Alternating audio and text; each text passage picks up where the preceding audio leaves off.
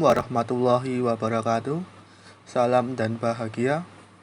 Kali ini saya akan membahas mengenai virus Trojan untuk memenuhi tugas mata kuliah TIK yang diampu oleh Ardian Arif SPD MPD.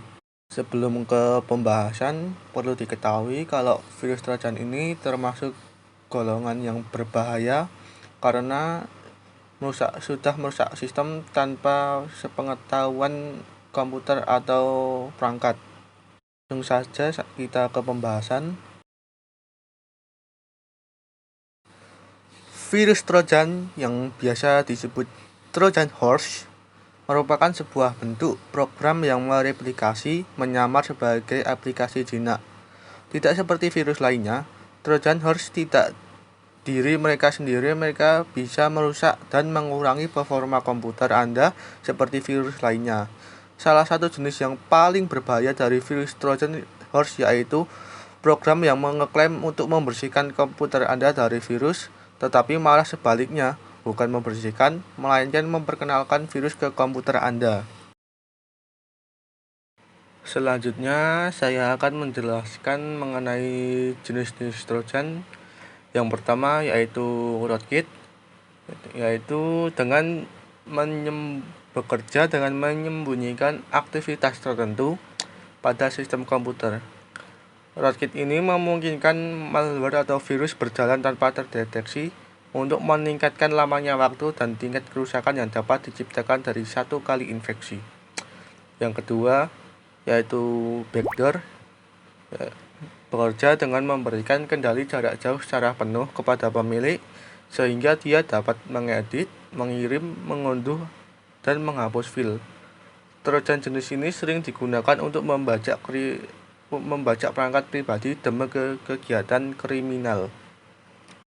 Yang ketiga yaitu exploit, bekerja dengan memanfaatkan lubang keamanan dalam perangkat lunak, baik dalam aplikasi tertentu atau memengaruhi sistem operasinya sendiri. Exploit dapat memanipulasi kerentanan untuk mendapatkan akses langsung ke file Anda. Selanjutnya yaitu spyware.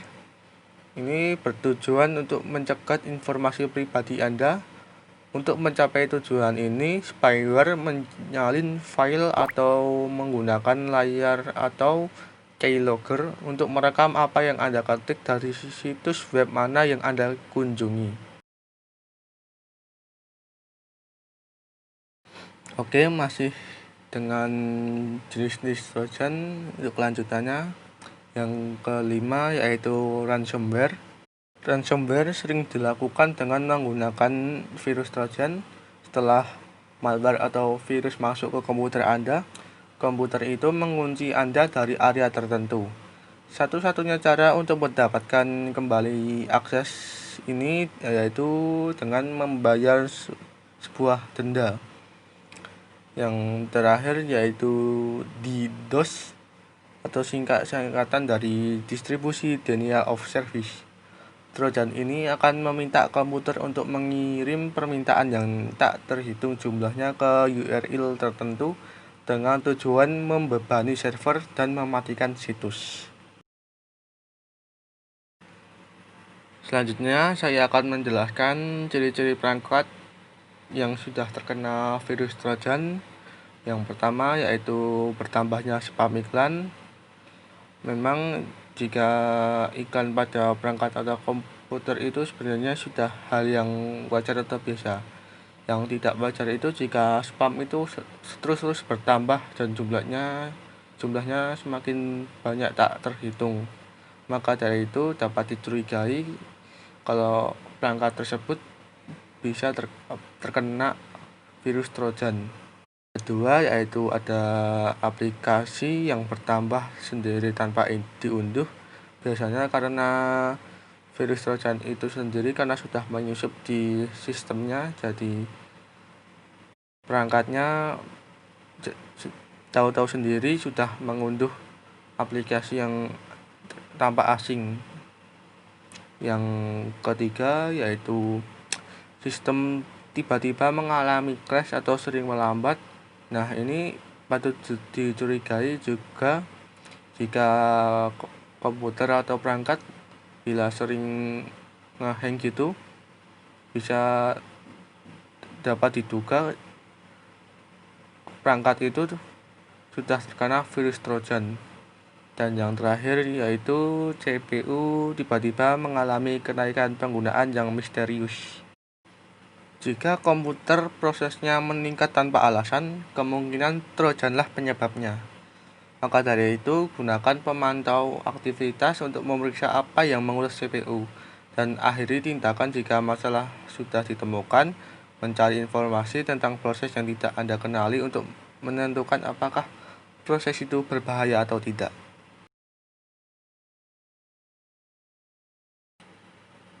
Selanjutnya saya akan menjelaskan untuk menghindari virus Trojan ini. Yang pertama yaitu hindari mengklik iklan spanduk dan tautan yang mencurigakan.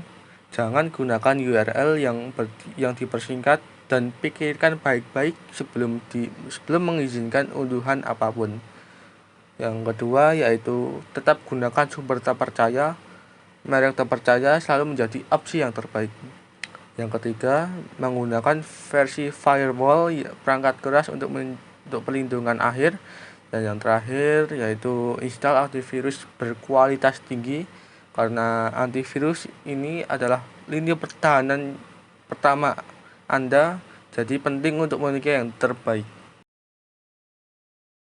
Ya, demikian yang bisa saya sampaikan. Jika ada kesalahan kata atau pengucapan kata yang tidak jelas, saya mohon maaf. Taufik walhidayah. Wassalamualaikum warahmatullahi wabarakatuh. Salam dan bahagia.